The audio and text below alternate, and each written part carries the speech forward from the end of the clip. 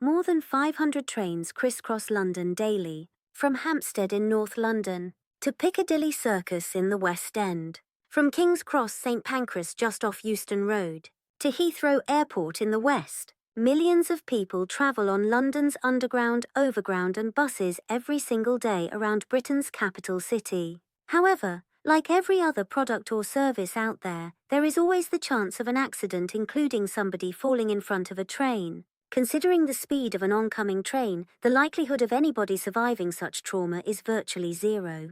Anyone who has ridden the tube also realizes that some stations have very large gaps between the train and the platform. And as Aplos alluded to in a previous video, somebody once actually fell into the gap between the train and the platform at Waterloo Station and died when the train crushed him as it left the station. For those who do not work at or use Transport for London, why watch this video?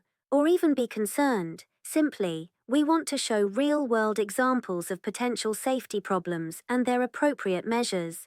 We want to show applicability in everyday life and not just abstract examples where people cannot readily see the application and relevance to everyday life. So here goes. First, safety measures are a relative rather than an absolute. In a perfect world, manufacturers could completely eliminate the likelihood of safety lapses. But, alas, nothing is foolproof. So, the goal is to minimize the risk of accidents or mishaps as much as possible. In a system as big and complex as the London Underground, anything could malfunction. From falling down an escalator to falling off the platforms onto the tracks. For simplicity, this video will focus on preventing the most dangerous tragedy of all, falling onto the tracks.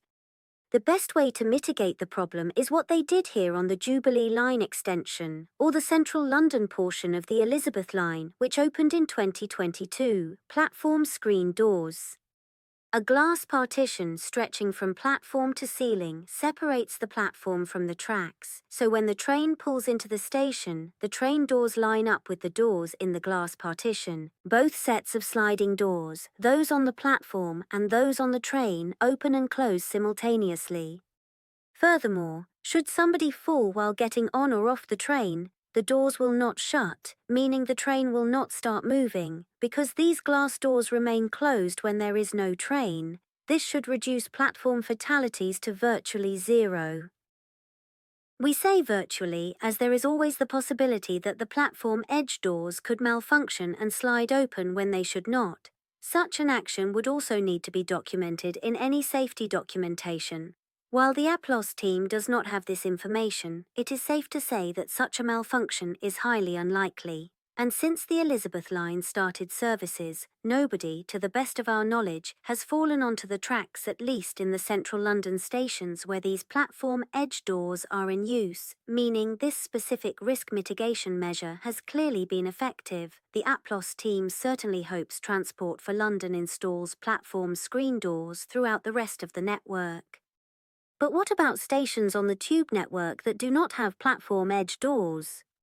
At some stations, such as Camden Town, the busy interchange on the Northern Line, these steel barriers also act as a deterrent. Anybody who has ever changed trains at this station knows there is a walkway from the stairs to the platform. If anybody is in a hurry and running to make a connection, they might not stop in time where there's no barrier, increasing the possibility of an accident. So how effective have these steel barriers been at Camden Town? Granted, nothing is foolproof and one can argue that maybe other factors are at work, but considering there hasn't been a reported disaster of somebody falling into the tracks at this station, it is safe to assume that this steel barrier has done its job, or at least contributed to the station's overall level of safety. Third is the tiling. Getting towards the edge of the platform, the flooring is no longer smooth, which is distinctly different from the rest of the platform. As it is right by the platform edge, it is probably meant to indicate that you are getting near the platform edge and to be careful. Last, but certainly not least, is the famous announcement one hears in the London Underground. Mind the gap. Mind the gap.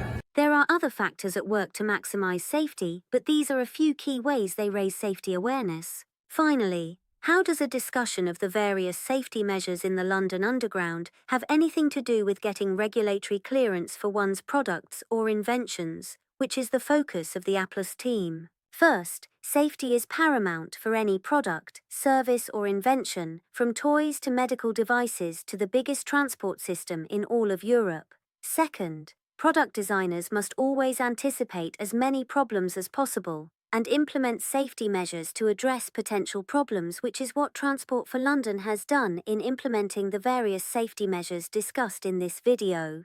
However, that in and of itself is not enough. Inventors and entrepreneurs must test these various safety measures to make sure they actually work, and that they're not causing any problems of their own. And Transport for London undoubtedly tested their Elizabeth line service extensively before opening to the public. That extensive testing is probably one of the reasons it opened 4 years later than planned. Finally, Transport for London had to get regulatory approval for their safety implementations from the relevant regulatory authority of the British government, which in this case would probably be the Office of Rail and Road. So how can the Aplos team assist? Aplos Device Regulatory Consulting UK Limited helps companies interested in getting regulatory clearance for their products, but without the bloated fees and intimidating jargon. We can help with advising clients on material to include in a submission, reviewing submissions, doing a gap analysis, and compiling regulatory documentation from scratch, as well as more. We explain clearly and concisely so as not to intimidate or overwhelm anyone. From our London-based offices, we work with companies all over the world. Contact us today to learn more about what we do, your needs, and how we might be able to assist. Please let us know too, what questions do you have? What would you like the Aplos team to address? Please also subscribe to this channel if you haven't already, as we are constantly posting more videos. And thank you as always for watching.